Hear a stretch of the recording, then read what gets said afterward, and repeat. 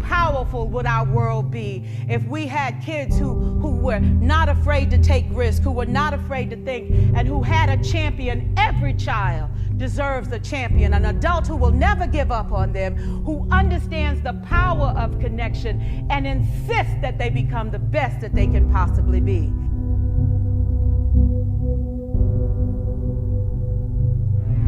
This year, there are going to be millions of our children that we're going to needlessly lose. The system we have today isn't fair to them. It's not fair to students, and it's putting America's global leadership at risk. In some parts of the country, 60% of kids drop out of high school. In the Native American communities, it's 80% of kids. If we halved that number, one estimate is it would create a net gain to the US economy over 10 years of nearly $1 trillion. Why haven't we fixed this? Those of us in education have held on to a business plan that we don't care how many millions of young people fail.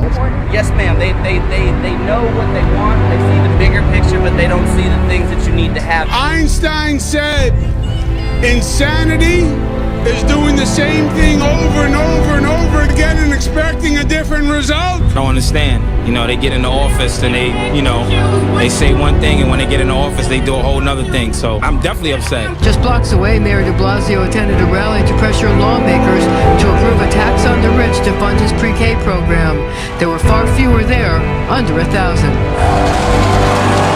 By the force of our words and the force of our commitment and the force of our compassion and our heart for our children, we are going to keep this issue moving forward. The education industry has said the same thing for decades.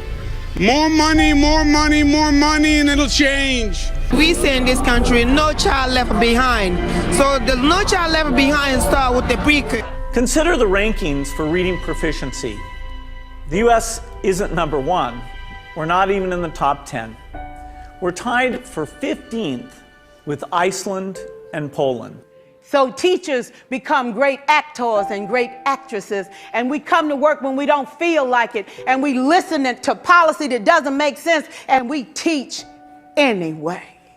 The real safety of our nation is preparing this next generation so that they can take our place and be the leaders of the world. Once we do that, I'll no longer be angry.